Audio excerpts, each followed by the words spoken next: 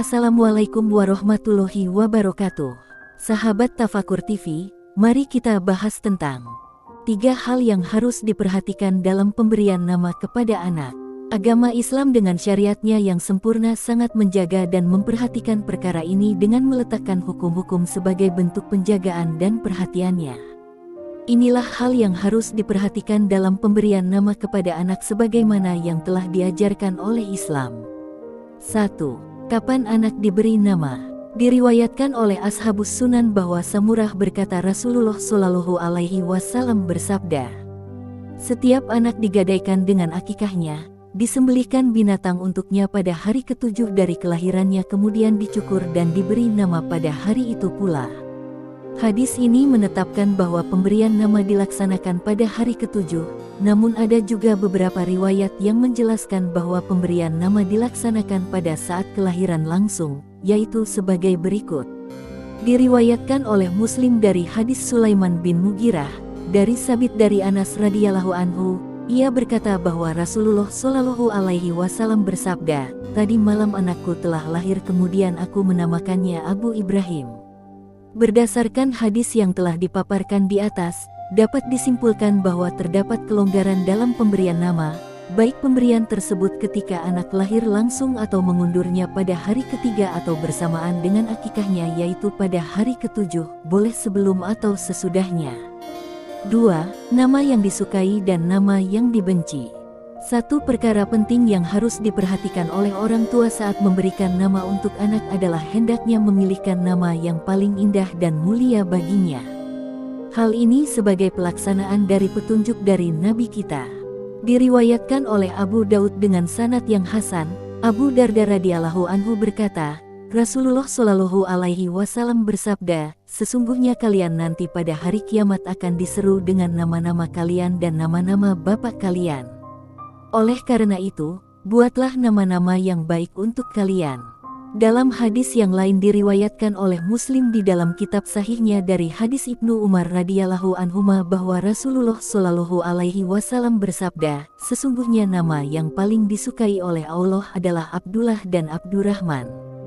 Kita diperintahkan untuk menghindari nama anak yang buruk yang bisa menghapus kemuliaannya, sehingga anak akan menjadi bahan olok-olok dan cemoohan nantinya. Diriwayatkan oleh Imam At-Tirmidzi bahwa Aisyah radhiyallahu anha berkata, Nabi pernah mengubah nama-nama yang buruk. Kita juga diperintahkan untuk mengambil nama yang tidak mengandung bentuk keputusasaan sehingga anak selamat dari musibah dan pemberian nama ini. Diriwayatkan oleh Bukhari di dalam sahihnya dari hadis Said bin Abu Sayyidin dari bapaknya bahwa kakeknya berkata, aku telah datang kepada Nabi Shallallahu Alaihi Wasallam, beliau bertanya, siapa namamu? Aku menjawab, Hasan kesusahan. Beliau bersabda, kamu Sahal kemudahan. Aku berkata bahwa aku tidak akan mengubah nama yang telah diberikan oleh bapakku kepadaku. Ibnu Musayyib berkata, kesusahan itu masih terus menimpa pada kami.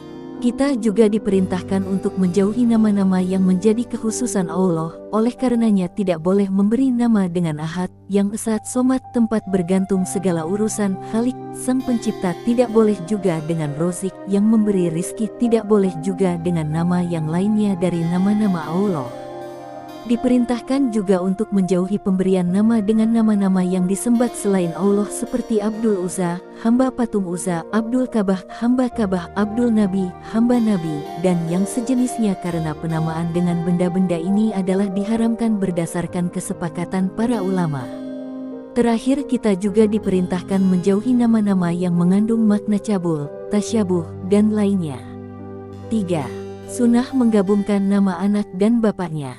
Termasuk dalam prinsip pendidikan Islam dalam pendidikan anak adalah menggabungkan nama anak dengan nama bapak. Penggabungan nama ini memiliki pengaruh kejiwaan yang besar dan manfaat pendidikan yang agung, yaitu sebagai berikut. A. Menumbuhkan rasa pemuliaan dan penghormatan pada jiwa anak sebagaimana ungkapan dalam syair. Kugabungkan namanya dengan nama bapaknya ketika aku memanggilnya untuk menghormatinya, aku tidak menjulukinya karena julukan itu buruk. B. Menumbuhkan kepribadian sosial sebab seorang anak dianggap dewasa dan diberi penghormatan. C. Membiasakannya etika berbicara dengan orang yang lebih dewasa dan anak-anak yang sebaya dengannya. Diperbolehkan memanggil seseorang dengan nama selain nama anak-anaknya, seperti Abu Bakar dipanggil dengan Abu Bakar, padahal ia tidak memiliki anak yang namanya Bakar. Begitu juga Umar bin Khattab yang dipanggil Abu Haf padahal ia tidak mempunyai anak yang namanya Haf. Sahabat Abu Zar juga demikian, ia dipanggil Abu Zar padahal ia tidak memiliki anak yang namanya Zar. Khalid bin Walid dipanggil dengan Abu Sulaiman padahal ia tidak memiliki anak yang namanya Sulaiman, dan banyak lagi hingga tak terhitung jumlahnya.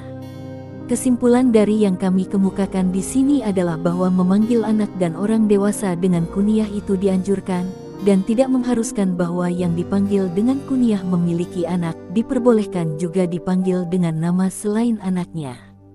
Itulah 3 hal yang harus diperhatikan dalam memberikan nama kepada anak.